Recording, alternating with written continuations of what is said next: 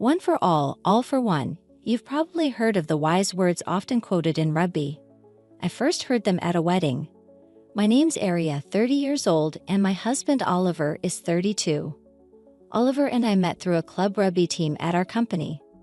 I was the team manager and Oliver was a player.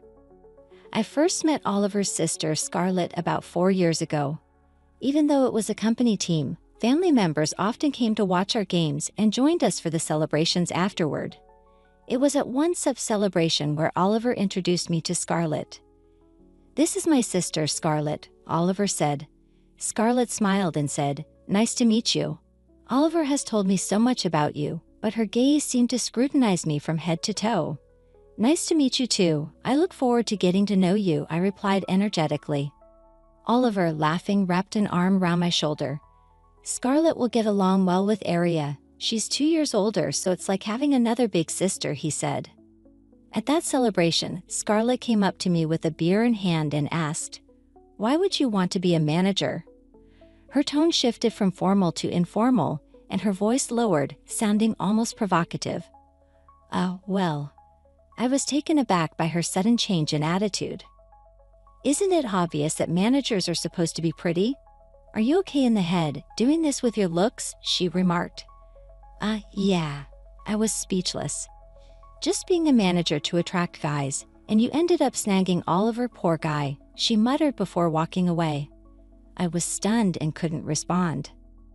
Later, I heard her cheerful voice saying, "Hey Liam, long time no see.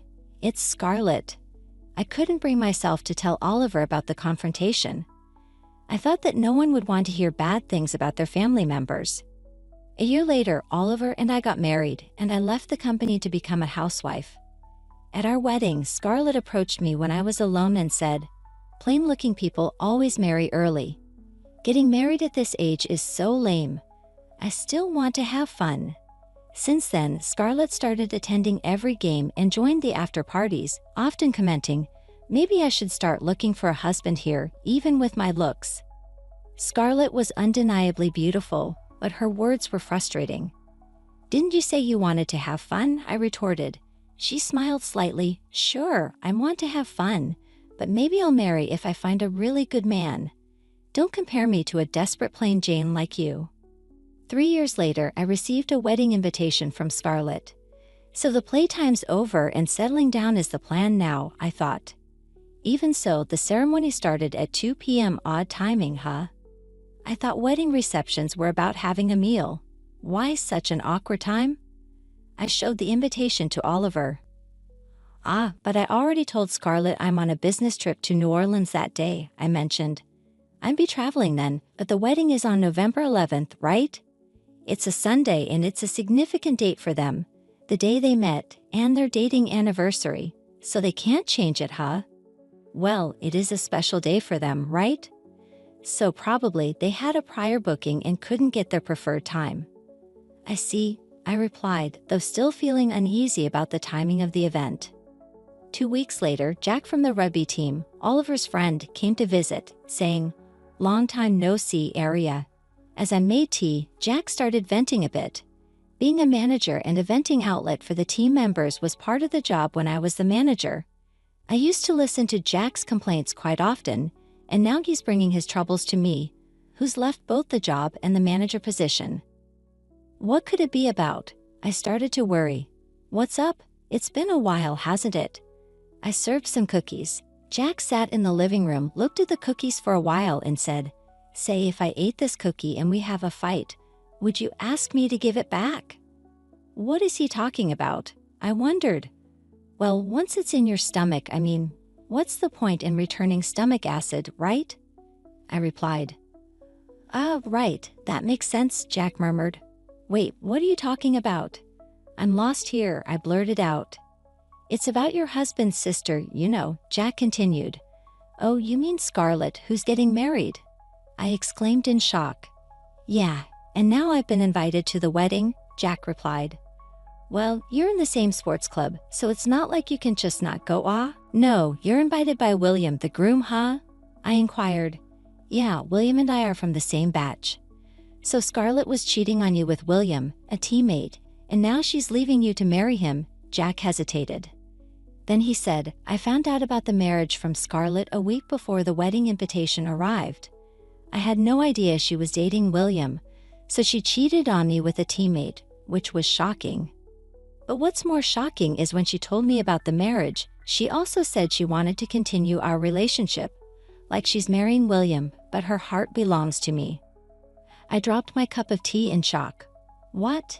Yeah, I know, right? That's exactly how it is. I hurriedly fetched a towel, but I couldn't digest the situation. Wait a minute, that sounds like an invitation to continue the affair. That's the thing. William is a good guy and I want to keep playing rugby with him, you know? The one for all thing. Sure, the affair was a problem, but if I keep quiet, not only William but everyone else can stay happy and oblivious. So I decided to keep our relationship a secret and not blame her for the affair for William's sake. Yeah, Jack is carrying the secret alone for everyone's sake. That's just too sad for him. The thought made the freshly brewed tea feel nauseating, but something I heard was bothering me. But that doesn't explain the cookie analogy. Yeah, that's actually what I came to talk about today. The story he told me next was even more astonishing, and I ended up spitting out my tea.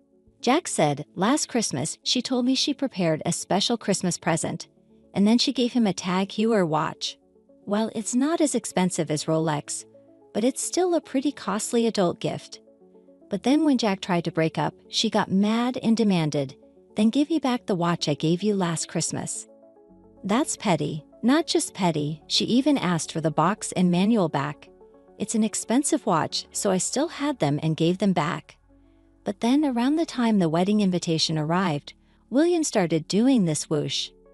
At that moment, I accidentally spit out my tea, and my nose hurt. That's terrible, just too terrible. Yeah, Jack says just hearing him out is enough, but I think this isn't something to just let slide. It's outright disrespectful to the groom and more. So I thought we had broken up for good, but then Scarlett messaged me on WhatsApp, saying, I still love you and let's meet after the honeymoon. He showed me the screen of his mobile phone. I can't block her, right? She's Oliver's sister and he's the captain. Jack looked completely lost. Maybe we should talk to Oliver about this, I suggested impulsively. No, it's fine. One for all and all that. At this point, it doesn't matter. Or you know, since Oliver will be away on a business trip that day, maybe you don't need to go. The timing is awkward anyway. The ceremony at 2:00 p.m., reception at 3:00. You won't even be hungry for dinner. Just say you caught a cold or something, huh? Jack looked stern. Aria, what are you talking about? The wedding is at 11:00 and the reception starts at noon. What? My voice flipped in surprise. Look, I always take photos of important events because I don't trust just putting them in my schedule. He showed me a photo on his mobile phone. It was indeed at 11:00. But my invitation says, I showed Jack the invitation on my fridge from Scarlett. Jack was speechless. See, to do this to you. Jack sat down, his cup of tea had gone cold. I thought I was doing this for one for all, Jack murmured in a low voice. That woman is all for herself. I cut straight to the point. You say it's for William's sake, but can someone as selfish as Scarlett really be a good wife for him? No, I mean, it's one thing for me, but I can't stand her tricking someone like you who's been so kind to tolerate it for oneself but not for others. Jack and I both felt that way, so we started to plan our strategy. The meeting went on until that night. The teapot filled to the brim was now empty. Now on the day of the wedding, I left home at 13:30 to be there on time. If I thought it was starting at 14:00, it would be the perfect timing. Yes, I deliberately matched Scarlett's false timing, knowing the correct time from Jack. I could have confronted Scarlett or just attended at the right time, saying, it seems like there was a mistake in the invitation time, but I chose to play along. This was the plan Jack and I had come up with. So when the staff said the ceremony starts at 11:00, reception at noon, I feigned surprise. Oh my, what a shock! I had the staff open the door for me. Everyone was looking at me. There in the back, Scarlett showed a twisted smile, a smile that said, finally, you're here. Time to embarrass you. Then Scarlett, the bride, stood up with a microphone in hand. Ah, Aria, my brother's wife has just arrived. The late guest. Naturally, all eyes were on me. Dressed in a plain suit, Scarlett was beaming.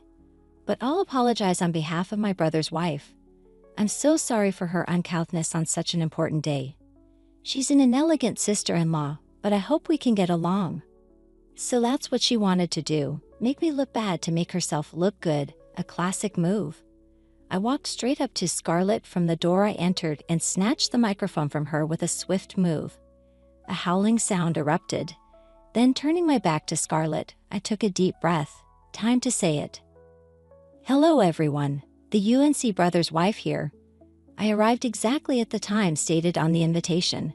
But now I'm the rude one, which makes me wonder if the invitation itself was rude. Invitation time. The crowd began to murmur, but that's not the main point. After a pause, I blurted it out suddenly. Let me introduce the real groom.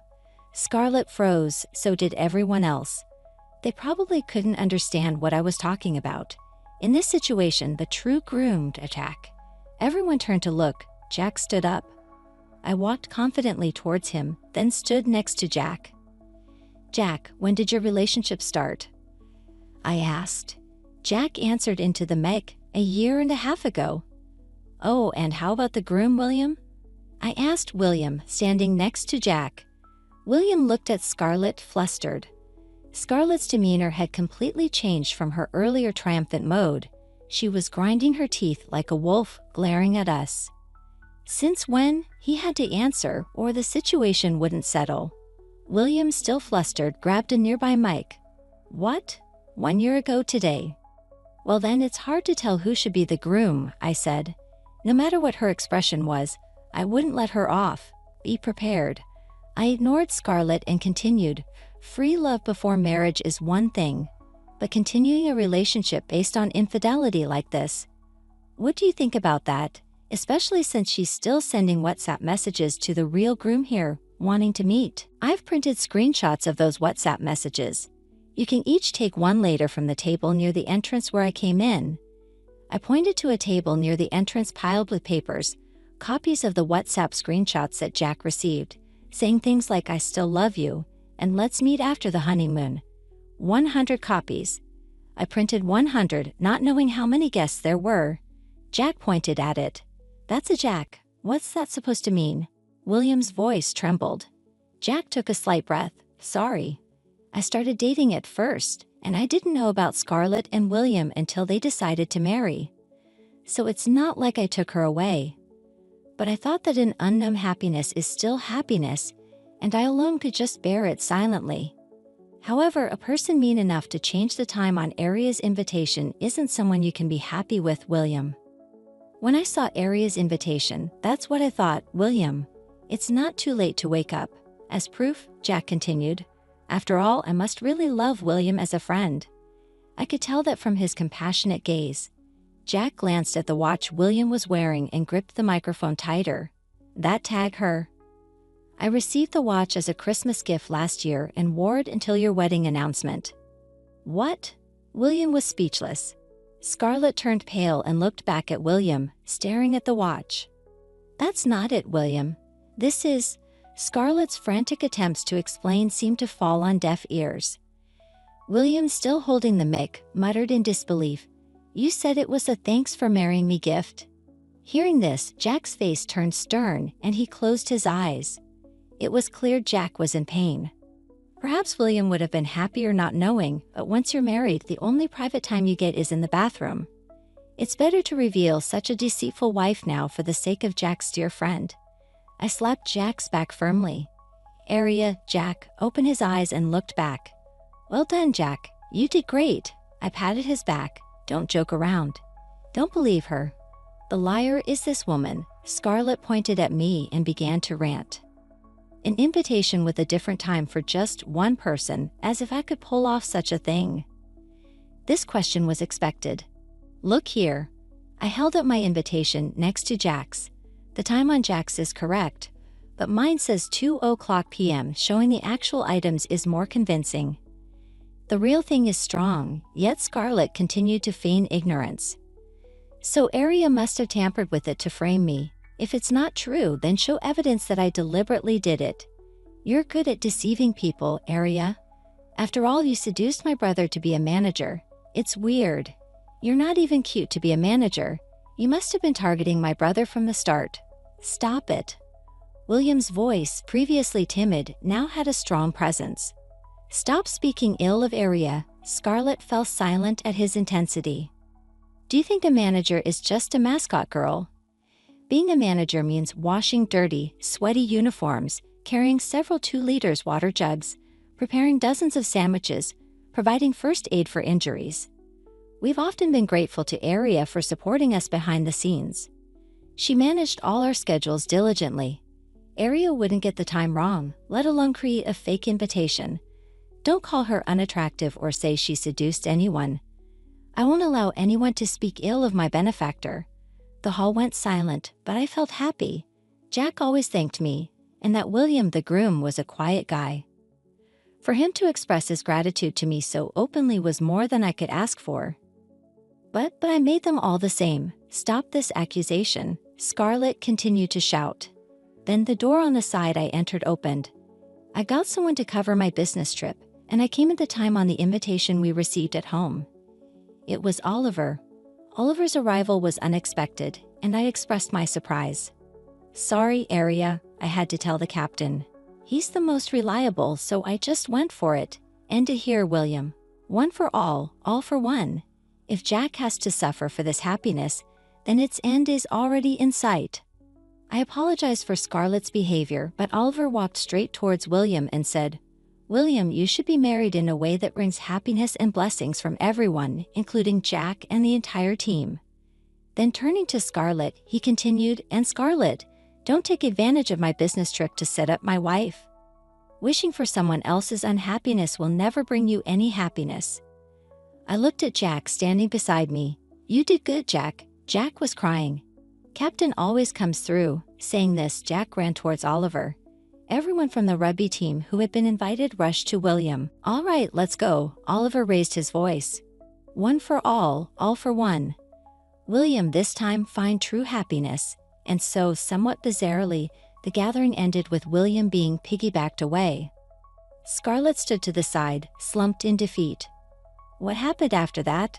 Well, the marriage was immediately annulled, of course. Scarlett was scolded harshly and even disowned by Oliver's parents for being spoiled and indulged. Moreover, Scarlett's boss and colleagues from her company were at the wedding and began to look at her coldly, leading her to resign on her own accord.